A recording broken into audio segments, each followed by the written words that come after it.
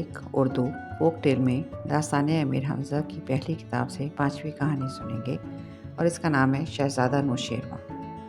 شادی کے بعد بادشاہ نے بزرج مہر کو حکم دیا کہ علم نجوم کے ذریعے معلوم کرو کہ ہمارے تخت و تاج کا وارث کب پیدا ہوگا۔ بزرج مہر نے حساب لگایا اور بادشاہ کو خوشخبری سنائی کہ اسی سال شہزادہ پیدا ہوگا۔ اس کی سلطنت بہت وسیع ہوگی اور وہ 100 برس تک نہایت شان و شوکت سے حکومت کرے گا۔ دنیا کی بہت بڑی سلطنتیں اور بادشاہ اسے خراج ادا کریں گے۔ بادشاہ قباد یہ باتیں سن کر بے حد خوش ہوا۔ کچھ عرصے بعد بادشاہ کے یہاں ایک خوبصورت شہزادہ پیدا ہوا۔ بادشاہ نے یہ خبر سنی تو تمام ملک میں 7 روز تک جشن منانے کا حکم دیا۔ ہزاروں قیدی رہا کیے گئے، غریبوں کو کھانا کھلایا گیا اور خوب خیرات کی گئی۔ رات کو سارے ملک میں چراغاں ہوا اور خوشی کے شادیانے بجائے گئے۔ جب شہزادہ پیدا ہوا تو اسی وقت شہر مدین کے قریب ایک خشک چشمے میں خود بخود پانی جاری ہو گیا۔ اس چشمے سے بادشاہ کے لیے کسی زمانے میں پینے کا پانی لے جایا جاتا تھا۔ بادشاہ نے بزرج مہر سے کہا کہ شہزادے کا نام تجویز کرو۔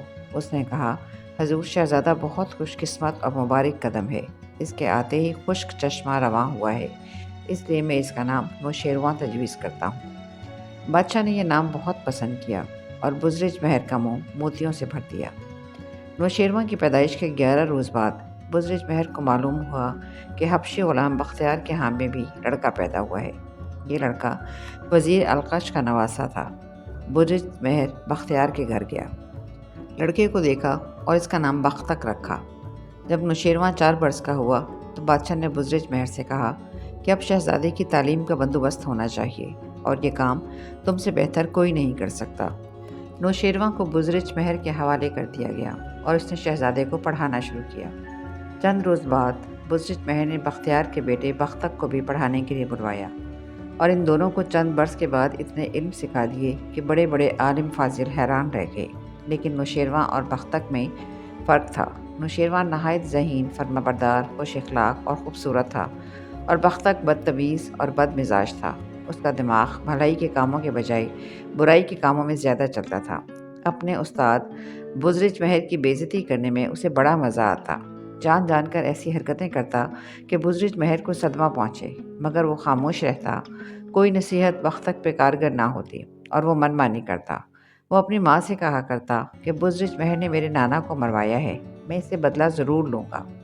نوشیروان سے بھی اس نے بزرج مہر کی شکایتیں کی، لیکن اس نے ہمیشہ اس کو جھڑک دیا اور ناراض ہوا۔ وقت گزرتا گیا اور نوشیروان نے بچپن کی منزلیں طے کر کے جوانی کی سرحد میں قدم رکھا۔ اب بادشاہ قباد بہت بوڑھا ہو گیا تھا۔ اس نے سوچا کہ سلطنت نوشیروان کے حوالے کر کے اپنی بقیہ زندگی آرام سے گزارے۔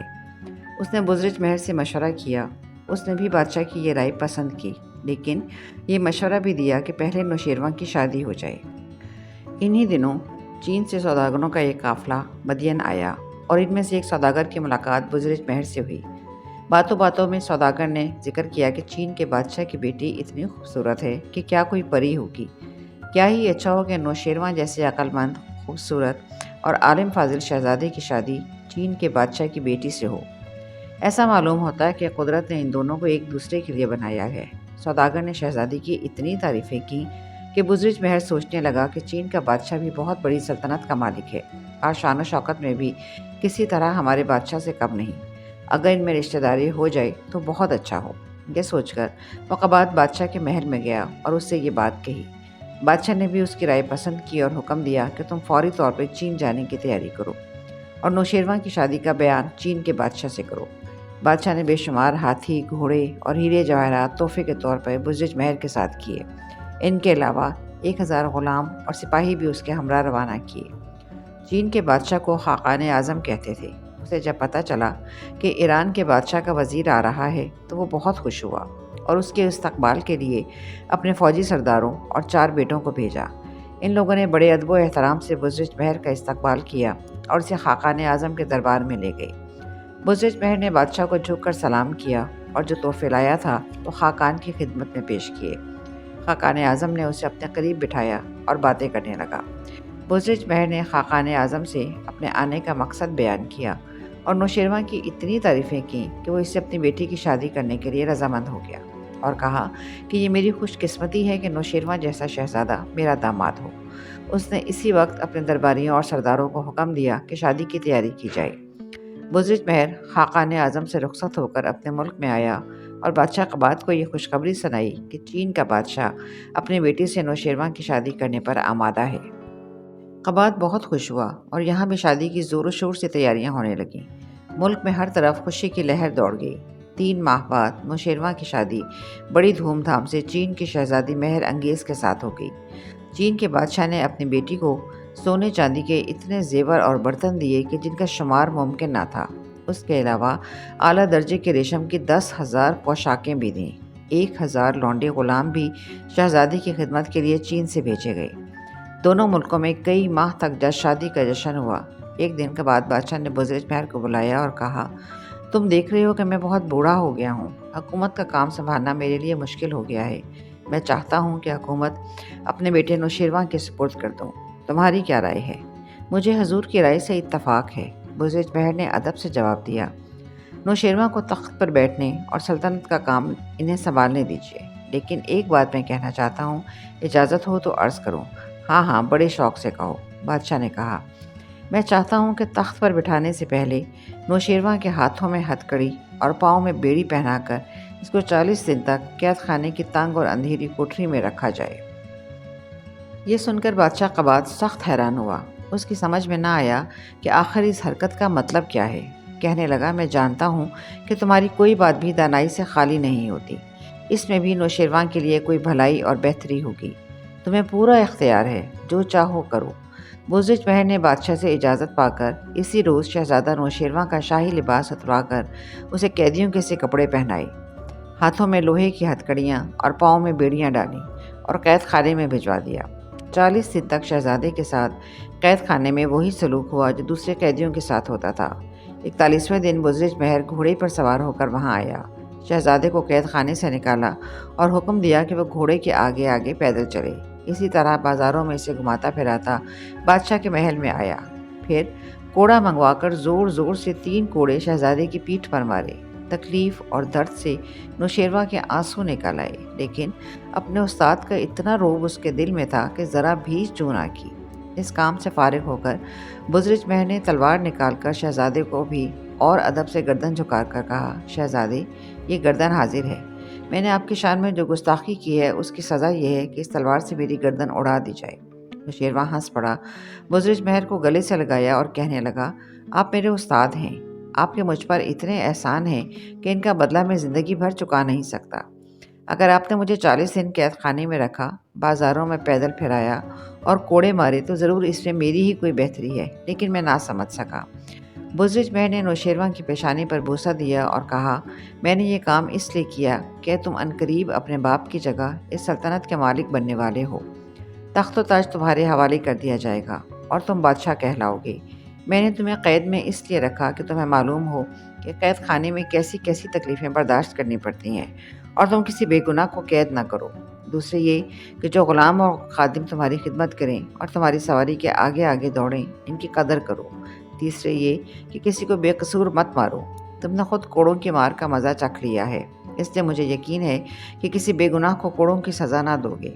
چند روز بعد نوشیروان نہایت دھوم دھام سے تخت پر بیٹھا۔ بادشاہ قباد نے اپنے ہاتھ سے شاہی تاج اس کے سر پہ رکھا اور دعا دی۔ تمام فوجی سرداروں، امیروں اور وزیروں نے نظر پیش کی اور وفاداری کا حلف اٹھایا۔ نوشیروان نے بزرج مہر کو اپنا وزیر اعظم مقرر کیا اور عہد کیا کہ بزرج مہر سے مشورہ کیے بغیر کوئی کام نہ کرے گا۔ بزرج مہر کو حبشی غلام بختیار سے کیا ہوا وعدہ یاد آ گیا کہ اگر تمہارے گھر بیٹا پیدا ہوا تو اسے وزیر بنوا دوں گا۔ وہ بختک کو لے کر آیا اور اسے بھی سفارش کر کے وزیر بنوا دیا۔ جب تک نوشیروان کا باپ قباد زندہ رہا، نوشیروان انصاف سے حکومت کرتا رہا۔ رعایا خوشحال تھی، لیکن جو ہی قباد کی آنکھیں بند ہوئیں، نوشیروان عیش و عشرت میں پڑھ کر سلطنت کے کاموں سے بالکل ہٹ گیا۔ ہر طرف رشوت اور ظلم ہونے لگا۔ سرکاری افسر غریب لوگوں کو پریشان کرنے لگے۔ چوریاں اور ڈاکے عام ہو گئے۔ بختک وزیر نے نوشیروان پہ کچھ ایسا جادو کر دیا تھا کہ وہ اسی کی بات پہ عمل کرتا اور ہر کام میں اسی سے مشورہ لیتا تھا۔ بزرج مہر یہ سب کچھ دیکھتا اور کڑتا۔ کئی بار اس نے نوشیروان کو سمجھانے کی کوشش کی، لیکن بختک نے اس کی ایک نہ چلنے دی۔ آخر بزرج مہر مایوس ہو کر چپ ہو رہا۔ انہی دنوں ایک بڑا مشہور خونی ڈاکو گرفتار کر کے نوشیروان کے دربار میں لایا گیا۔ بادشاہ نے اس کا مقدمہ سنا اور حکم دیا کہ ڈاکو کی گردن اڑا دی جائے۔ جب جلاد اسے مارنے کے لیے جانے لگے تو ڈاکو نے کہا، حضور میں مرنے کو تیار ہوں، لیکن میرے سینے میں ایک ایسا عجیب علم ہے جو دنیا میں میرے سوا کسی کو معلوم نہیں۔ اگر میں مر گیا تو یہ علم بھی دنیا سے مٹ جائے گا۔ میں چاہتا ہوں کہ مرنے سے پہلے یہ علم کسی کو سکھا دوں۔ نوشیروان یہ بات سن کر حیران ہوا اور کہنے لگا، بیان کر وہ کون سا علم تیرے پاس ہے جو تمام روئے زمین پر کسی اور کے پاس نہیں۔ جہاں پناہ میں جانوروں کی بولیاں سمجھ لیتا ہوں۔ ڈاکو نے کہا، یہ تو بہت بڑا علم ہے۔ نوشیروان نے کہا اور بزرج مہر کو حکم دیا کہ اس ڈاکو کو اپنے گھر لے جائیے اور جانوروں کی زبان سیکھنے کے بعد اس کی گردن اڑا دیجیے۔ بہت بہتر عالی جاں، بزرج مہر نے کہا اور اسے اپنے گھر لے گیا۔ بزرج مہر کے گھر پہنچ کر ڈاکو کہنے لگا، میری شرط یہ ہے کہ 40 روز تک مجھے اچھے اچھے کھانے کھلاؤ، بہترین کپڑے پہناؤ، میری ہر خواہش پوری کرو، اس کے بعد میں تمہیں جانوروں کی زبان سکھاؤں گا۔ بزرج مہر نے اس کی یہ شرط منظور کی اور ڈاکو کی خواہش کے مطابق اس کو 40 روز تک مزیدار کھانے کھلائے اور اچھے اچھے کپڑے پہنائے۔ 41ویں روز بزرج مہر نے اسے کہا، تیری شرط میں نے پوری کی، اب مجھے جانوروں کی زبان کا علم سکھا۔ یہ سن کر ڈاکو نے قہقہہ لگایا اور بولا، اے بزرج مہر، تو اتنا عقل مند آدمی ہو کر دھوکہ کھا گیا۔ کبھی تو نے سنا ہے کہ کوئی انسان جانوروں کی زبان سمجھتا ہو؟ بزرج مہر شرمندہ ہوا اور کہا، اس کا مطلب یہ ہے کہ تو جانوروں کی زبان بالکل نہیں سمجھتا؟ بالکل نہیں۔ پھر تو نے جھوٹ کیوں بولا؟ صرف 40 دن کی زندگی کے لیے؟ ہاں، میں نے سوچا کہ مرنا تو ہے ہی، تو کیوں نہ خوب کھا پی کر اور اپنے دل کی خواہشیں پوری کرنے کے بعد مروں۔ ڈاکو نے ہنس کے جواب دیا۔ بزرج مہر حیرت سے اس کی طرف دیکھنے لگا۔ ایسے آدمی سے اس کا پالا کبھی نہ پڑا تھا۔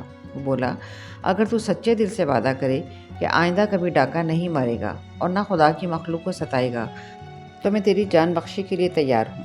میں وعدہ کرتا ہوں کہ آئندہ سے یہ تمام بری حرکتیں چھوڑ کر محنت مزدوری سے روزی کماؤں گا۔ ڈاکو نے جواب دیا۔ اچھا، اب تو جہاں چاہے چلا جا، میں تجھے چھوڑتا ہوں۔ ڈاکو بزرج مہر کو دعائیں دیتا ہوا چلا گیا۔ اس واقعے کے چند روز بعد نوشیروان شکار کھیلنے کے لیے نکلا اور ایک ویرانے کی طرف جا پہنچا۔ اس وقت بادشاہ کے ساتھ بزرج مہر اور بختک کے سوا اور کوئی نہ تھا۔ نوشیروان اس ویرانے کو دیکھ کے بزرج مہر سے کہنے لگا، کیسی خوفناک جگہ ہے، دور دور تک آدمی نظر نہیں آتا اور نہ کہیں سبزے کا نشان ہے۔ بزرج مہر ابھی جواب دینے نہ پایا تھا کہ الوؤں کا ایک جوڑا کہیں سے اڑتا ہوا آیا اور ایک ایسے درخت پر بیٹھ گیا جس کی کوئی شاخ بھی ہری نہ تھی۔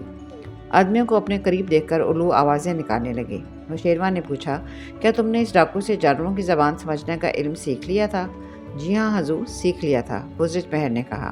ہمیں بتاؤ کہ یہ الو آپس میں کیا باتیں کر رہے ہیں؟ حضور، یہ آپس میں رشتہ دار ہیں۔ بڑا الو چھوٹے الو سے کہہ رہا ہے کہ اگر تو اپنے بیٹے کی شادی میری بیٹی سے کر دے تو میں جہیز میں ایسے ہی 3 ویرانے دوں گا۔ چھوٹا الو کہہ رہا ہے کہ 3 نہیں 10 ویرانے دوں گا، تب شادی کروں گا۔ یہ سن کر بڑا الو بولا، گھبراتے کیوں ہو؟ نوشیروان کی بادشاہی قائم رہی تو 10 کی جگہ 100 ویرانے دوں گا۔ بزرج مہر کے منہ سے یہ باتیں سن کر نوشیروان کے چہرے کا رنگ فاق ہو گیا۔ ادھر بختک دل میں خوش ہوا۔ اس کا خیال تھا کہ اب نوشیروان بزرج مہر کو ہرگز زندہ نہ چھوڑے گا، کیونکہ اس نے بادشاہ کی شان میں گستاخی کی ہے۔